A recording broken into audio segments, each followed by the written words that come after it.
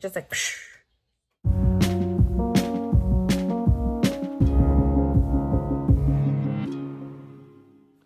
Hi you guys, welcome back to my channel. If you're new, welcome. If not, welcome back. My name is Rosio. In today's video, I'm just gonna be giving you guys and Leilani.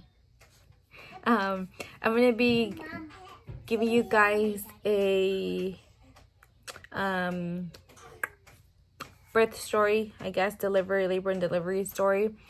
So if you guys would like to hear how this experience went, then go ahead and keep on watching. You guys, I literally been trying to film this video for like forever.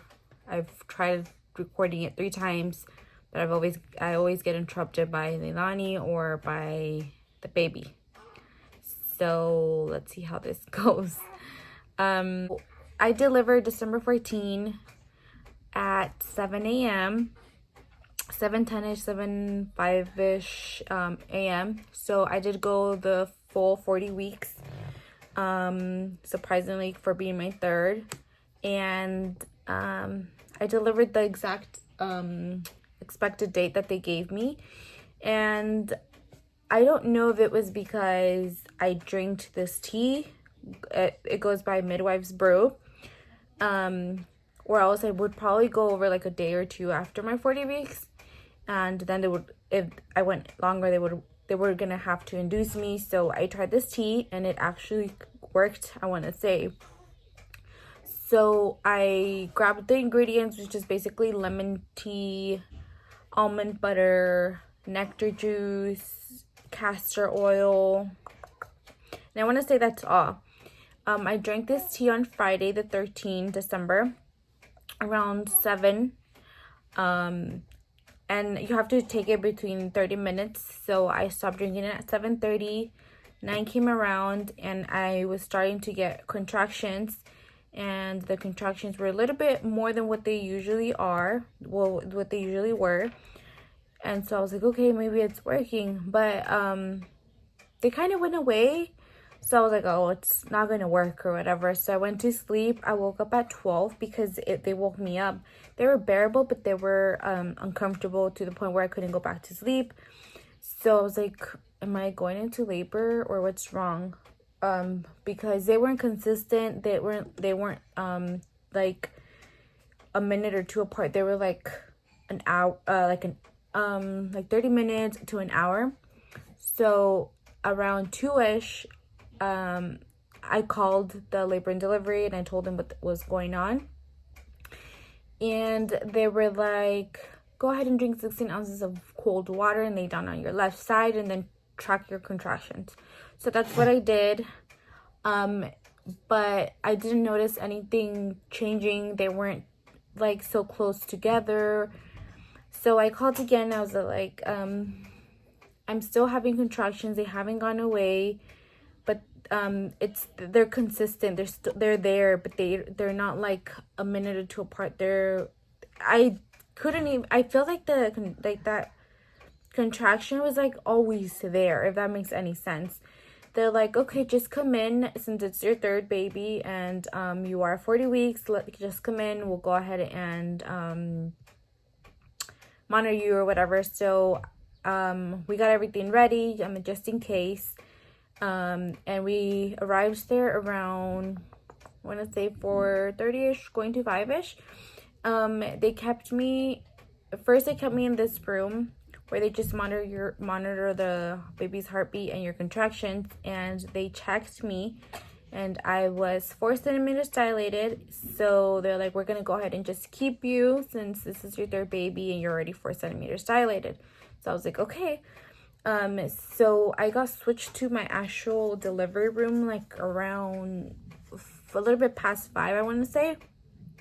And they asked me before they transfer me to my delivery room, they asked me, do you want the epidural? And if you guys saw my other videos and you guys remember, I said I wanted to go natural if it was possible, if I could handle it, right? So at this point, I was having contractions, but they were bearable. It was not too bad. And I was 4 centimeters out. I was like, okay, maybe I'm gonna have really like fast delivery this time and not too painful. Little did I know. So I was like, no, we're just gonna like put that to the side right now. And they're like, okay, but just make sure you don't wait too long and it's gonna be too late for it. I was like, okay. So that was that. And then they switched me to my room, and it was so quick, you guys. Everything was so fast. It was crazy. So after I got switched to my rooms, my contractions started to get more worse. Like, it was bad. Like, props to whoever does this natural, because it freaking hella hurts, you guys. It hella hurts. I don't know how people could do it without a epidural. So my tough ass was like, I'm not gonna get a epidural, right? And probably like 30 to an hour passed. Yeah, like 30 minutes, 40 minutes, and they were getting worse. We're to the point I was crying. I couldn't lay down. I wanted to stand up.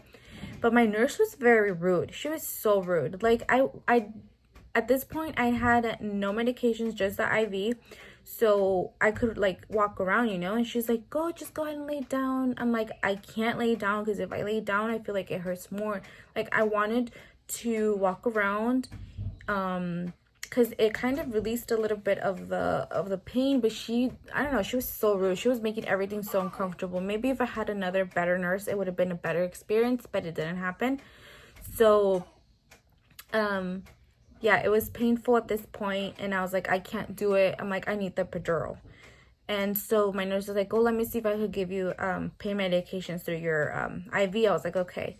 But she checked me first, and I had gone 2-4 when I got there, like around, they checked me like around 440-ish. I was 4 centimeters, and then she checked me like around 5 something, I don't remember, 530-ish, I want to say, 540-ish, and I was already 6 centimeters. So I was like, she's like, no, we can't give you pain medication through your IV anymore, because we need your baby to breathe. We need something like that. I don't remember, because I was already in excruciating pain at this point already. And I was like, okay, I want the epidural. She's like, okay. So she started like because I guess I needed to have a whole like bag of the IV medicine first. So she started pumping that faster, and then she was getting ready, right? And then they're like, oh, the doctor just went into a C-section, so it'll be about an hour. And then this was like around 6:30-ish when she told me this. I don't remember about times really good, but everything happened between this period of 4 something a.m. Saturday, December 14th, when I got there, and 7 a.m. Okay, so I was like, I can't do this. Like, at this point, I was already screaming my lungs out. I was telling my husband, I'm gonna die. I can't do this. I was looking over at my mom, like, Mom, like, I can't do this. I was crying. I was screaming. Like, I was the annoying ladies, like, crying, like, begging for help. Like, I need help, please, please. So I went to the restroom to go take a poop. Like, probably 10 to 15 minutes just right before I delivered. And I wanted to poop. I did poop, but then I felt that if you guys delivered vaginally, you guys know what I'm talking about. That pressure where you have a feeling that you need to poop. I was scared. I was like, but I was pooping. Okay, I was pooping. And then I was like, oh my God. And then I was crying. I was like, oh my God, like, I can't. And my husband comes in, like, do you need help? I'm like, no, I'm pooping. Like, get out. Like, get out. I'm pooping. But I was already feeling that pressure of when you, like, the baby's, like, about to come, right? So, but nothing happened. I went back, and then the lady's like, you need to lay back in your bed because I need to monitor you, blah, blah, blah. I was like, I can't lay down. Like, don't you understand? It hurts. She's like, well, I need to check you. So I lay down, and, I lay down, and what happened right after I took a poop? What happened right after I took a poop? Okay, so I don't remember. And then, another nurse had came in. She's like, oh, we have another doctor coming in that could give you the epidural. Like, he comes in at 7, and this was already 6:40-ish, right? Somewhere in between that. But it was like 10 minutes, probably 20 minutes 4-7. So it was almost about to be 7. They're like, just hang in there tight. Like, as soon as like they come in, like they know you're waiting for them already. You'll be the first one or whatever. I was like, okay, thank God. And so I laid back in bed because they were gonna put me back on the monitor thingies, like to monitor the baby's heartbeat or whatever. And I got up, like I was like, I can't do this. Like if I lay down, it hurts more. And I started to get very nauseous at this point, and I started to vomit. And my mom's like, it's time. Like, it's time. I'm like, what do you mean? Like, no, like, I need the epidural. I can't do this without the epidural. And as soon as I started to vomit it, a couple minutes later, like 6:50-ish, my water broke. If I didn't tell you guys, my water hadn't broke yet. My water broke at 6:50-ish, I want to say. I was standing up and it just like, it's the weirdest feeling ever, because this is, I think, the first time that my water actually like a lot of water came out. Because with my first one, I was only leaking. The second one, it broke, but it wasn't like a huge gush of water. So this one was like, whoa. My nurse was like, lay down now. Like she was like, lay down, like don't get up. And I was like, oh my God, okay. Like, and she checked me and she's like, okay, hon, okay, like lay down, don't get up, and let me go get somebody. And I was like, is it time? Because I haven't gotten my epidural and I'm freaking dying. And so another nurse comes in, and then they start bringing the table like with all the instruments when you're about to deliver. And I was like, I can't do this. Like, I can't do this. I'm gonna die. Like, I can't do this. And then the doctor still hadn't come in. And then they started to get me in position. And then the nurse was like, calm down. Like, everybody was calm but me. I was like screaming and dying. I was looking over at my husband. I felt bad for my husband and my mom because I was screaming and I was like, I'm dying. I can't do this. And so I was like, if I don't get the epidural, I'm not gonna, like, I can't do this. Like, I'm gonna die. Like, if I was already in pain, like, I couldn't imagine. So, but basically, there was no point for epidural. So that went as planned. I didn't get epidural. I was already 10 centimeters dilated, ready to push. And I was like, where is the doctor? And they're like, oh, he's coming. He's right outside the door. And then the pressure was like right there. Like, I'm like, and then they're like, don't push. He's coming in. I'm like, I can't, like, help me. Like, I can't. Where's the doctor? And then they're like, oh, he's like, just come down. He's right there. Everybody was calm, the nurse and doctor wise, because I understand they've been through this all so much, but I felt I was gonna die. It's just awful, you guys. But for me, my experience, okay, maybe I'm such a baby, but I couldn't handle it. And so, like, the doctor was getting his gloves, everything ready, and I was like ready to push. And then so after he got ready and everything, they're like, okay, like, start pushing. And I was like, so if you guys have never delivered naturally without a epidural, it's a whole different experience. So when you're in a epidural, obviously you can't feel your contractions. So the nurses tell you when they see on the monitor that you're having a contraction, they tell you to push. And obviously when you don't get the epidural, you feel your contractions. So I think that was one of the best things out of everything, was because I pushed at my own. When I felt a contraction, like a very strong contraction, like I pushed. And the doctor was just literally just there, like, come on, you could do it. And the nurses were just there as well. Like, they weren't telling me to push at all. So I was in control. So I really liked that, out of everything, that I was in control of my own pushing, because I was able to feel my own contractions. And so, like, I would hear about this ring of fire thing, right? I was like, how bad can it be if you're already in pain with your contractions? Oh, it gets worse. I'm not trying to scare anybody if you guys are trying to go natural or whatever, but this is just based on my experience, and because it's no joke and it's not easy. So I pushed not too long, because I just want to say everything started at like me pushing and delivering wise. I got 7ish and I delivered the baby, I think at 7:05 or 7:10. I'm not sure. But everything happened so fast.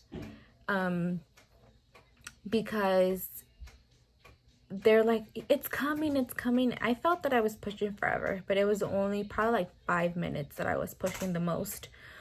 My husband's like, you could do it. I was like, I can't do it, especially that ring of fire face. That's when I guess the baby's head is coming out. You feel that your vagina is on fire, like literally. That's how I felt, that my vagina was on fire. And I was like, hey babe, I can't do this, like I can't push anymore. And he's like, you could do it, we could see the baby, like come on, like you're almost like done. It was the most painful experience ever. I don't know what, I'm getting emotional, but I felt that it was like the most, I guess, beautiful feeling when I felt the baby just on my chest. Because I was like, even though all those screams and me being so annoying, like I actually like did it on my own, even though everything was just, it went up, like it went down the hill, like with everything I had said. But yeah, you guys, if you guys are considering doing it natural, do it. Do it, because at the end of the day, it's worth it. They had to cut me in the first one. When I was delivering the baby, they had to cut. The second one I ripped because of all the pressure and you not feeling. This time I did not rip, I did not tear. And the pain is only when you're delivering. After that, the pain is gone, you guys. So if you guys could do it, do it. I know I'm like scaring you and now I'm telling you do it, but it's all worth it. My recovery without no pain medication this time around was awesome. Like it was the best thing I could have done, even though I didn't want to do it anymore because I was dying. But this is my third baby. It was the fastest, but I'm glad I experienced like natural delivery, because this for sure is my last one. I can't do anymore, you guys. I can't. I'm gonna go like literally bananas. But yeah, like everything was so fast. So basically I want to say I was in labor for I want to say 12, 1, 2, 3, 4, 5, 6, 7, 8 hours probably. Like on active labor, I guess, with contractions or whatever, but I want to count it as 4 a.m. through 7, because that's when I was like more in pain. But it was so fast, and obviously it's gonna be fast because it's my third one. But yeah, that experience was something else, not expected. Because I was screaming, you guys. It was kind of embarrassing. I told my husband, I was like, I'm sorry. Like I even felt embarrassed, but he's all like, you scared me for a while, you know. But yeah, it was the most best experience ever. Me able to feel everything, my baby coming out and everything, and they just putting her on. She was the smallest thing ever, you guys. Probably I felt like she was the smallest out of my other two. But yeah, that was something else. So out of all this, if you guys watched till this up to this point, I recommend the Midwife's Brew, because it helped me. I feel like that helped me have a fast labor, and opening wise, like really fast, because I opened like really quick and everything. And going natural. If you guys could do it, do it. I think it's the best. It's just the best. You recover faster. You feel like 10 times better than when you get like epidural or whatever. But yeah, I gave birth to a very beautiful baby girl. So we did end up going with Luna Isabella. I'm not sure if I said that at the beginning of the video, but we went and decided, so we have Luna Isabella. But yeah, so now I'm a mom of 3 beautiful girls, and that's it for me. No more babies. No more babies. And we're gonna make sure of that. But yeah, if you guys enjoyed watching this video, don't forget to give this video a thumbs up. And if you're new, don't forget to subscribe to my channel and let me know what you guys think in the comments down below. Yes. In the first one. Yes. But yeah. Watch Fluffy. Oh. But yeah, thanks for watching, you guys. Bye. See you until the next video. Bye. Bye.